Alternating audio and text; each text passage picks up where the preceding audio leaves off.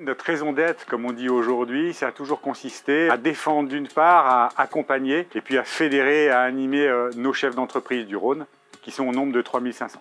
Aujourd'hui, c'est vrai que nos missions vont évoluer autour des grandes mutations qui ne sont plus des options et pour lesquelles on entend bien accompagner nos adhérents et nos adhérentes chaque jour. Les transitions digitales, les transitions environnementales naturellement, mais aussi la transition sociétale et je pense notamment à la relation au travail. Dans ces évolutions, on a été tous impressionnés par la capacité de résilience de nos entrepreneurs avec E-U-R-E-S, par leur capacité à se réinventer, mais avec des valeurs qui leur sont propres. Donc à ce titre-là, je voulais d'abord les remercier par leur sens de l'engagement. Demain, il conditionnera sûrement l'avenir un petit peu de la CPME et sûrement de notre économie.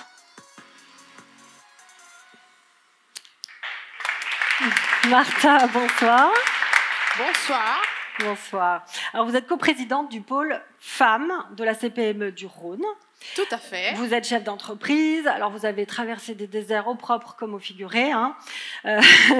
Vous êtes une battante, vous êtes une femme inspirante, vous êtes pétillante dans la vie de tous les jours. C'est gentil. Non mais c'est vrai. Donc, vous êtes aujourd'hui donc, à la CPME du Rhône, donc on l'a dit. Quelle est votre mission aujourd'hui ?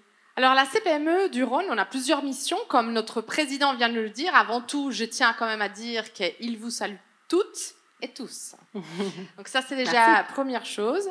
Deuxième chose, effectivement, on a plusieurs missions. D'abord, avant tout, c'est d'accompagner en fait nos adhérents. Donc au sein du pôle femmes chefs d'entreprise, on a énormément d'adhérentes femmes chefs d'entreprise qui sont là pour combattre tous ces a priori d'une femme qui ne peut pas arriver. Ben justement, on va les accompagner, on va les former, on va les aider. Et puis, quoi d'autre qu'à l'international, puisque je remets le trophée à l'international. Donc, effectivement, l'international, pour nous, est très important. Et ça a du sens. Hein. Ça a du sens. Moi-même, je me développe à l'international. Donc, c'est vraiment quelque chose que parfois, on n'ose pas. Et je tiens à vous dire, oser. Aujourd'hui, le mot oser revient très souvent. On voit qu'il y a des femmes aspirantes. Parfois, ça fait peur de partir à l'international. Parfois, on se dit, on ne parle pas la langue. Ben, il y a la CPME là, elle est là pour vous accompagner, pour vous diriger, pour faire en sorte que ça soit un peu plus simple. Il faut avoir du courage pour partir à l'international, surtout aujourd'hui, avec tout ce qu'on vient de traverser avec le Covid.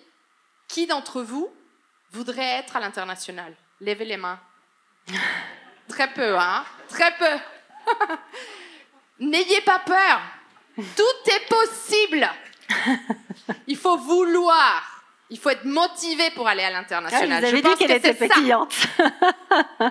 Il ne faut pas avoir peur. Merci. Merci beaucoup, Martha. Alors justement, quelle est notre lauréate?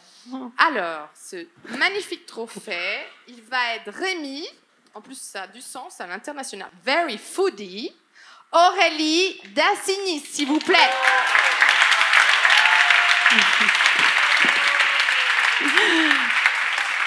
Bonsoir Aurélie, bonsoir. Je vous laisse vous approcher. Bonsoir à vous. Donc vous êtes à la tête, on l'a dit, de Very Foodie. Donc alors c'est un laboratoire d'innovation culinaire. Tout à fait. Voilà, pour l'industrie agroalimentaire. Donc c'est une expertise française qui est très recherchée justement par les pays étrangers. Alors est-ce que vous pouvez nous expliquer un petit peu ce projet que vous avez d'ailleurs brillamment concrétisé? Tout à fait. Donc à la base, j'ai monté une école de cuisine donc, qui s'appelle Délicieusement Vôtre. On a donné beaucoup de cours de cuisine à beaucoup de gens français, lyonnais, étrangers. Et puis il y a quelques années, on est venu nous chercher pour créer une gamme de produits pour une start-up, pour amener la culinarité dans cette gamme de produits qui était juste créée par des ingénieurs agroalimentaires qui n'avaient aucune appétence ou compétence pour le goût. Et donc, on a commencé avec ces ingénieurs agroalimentaires à créer cette marque, cette gamme pour cette entreprise. Et je me suis dit, mais quand même, c'est bizarre. Dans l'industrie agroalimentaire, ils sont vraiment très occupés par la texture du produit pour qu'elle passe sur la machine. Ils sont très occupés à ne pas empoisonner les gens. Mais alors, le goût, mais ils s'en fichent complètement. Et je me suis dit, mais maintenant que je comprends tout, c'est pour ça que c'est si mauvais ce qu'on achète en plat préparé, et c'est pour ça que la liste des ingrédients est souvent catastrophique. Et je me suis dit qu'il y avait vraiment un pont intéressant à faire entre les ingénieurs de l'industrie agroalimentaire et les cuisiniers que je représente.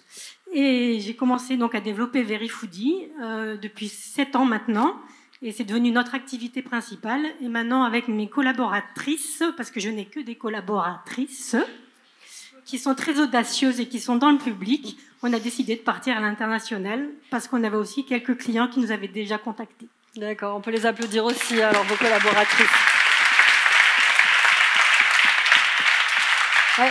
La gastronomie française, tiens donc, encore un secteur d'hommes, si on regarde bien, dit d'hommes. Oui, c'est vrai. Oui, encore qu'on a quand même eu des belles... beaucoup de pâtissières. Ouais, quand même. et puis il y a eu des belles percées ces dernières années quand même. Tout à fait. Bon, ça a été notable. Hein. Mais ça, justement, ça a été un frein ou ça a été moteur pour vous? Pas du tout un frein. Pas Moi, du je trouve ça tout. super d'être une femme et j'ai aucun problème avec ça et jamais eu de problème à être une femme.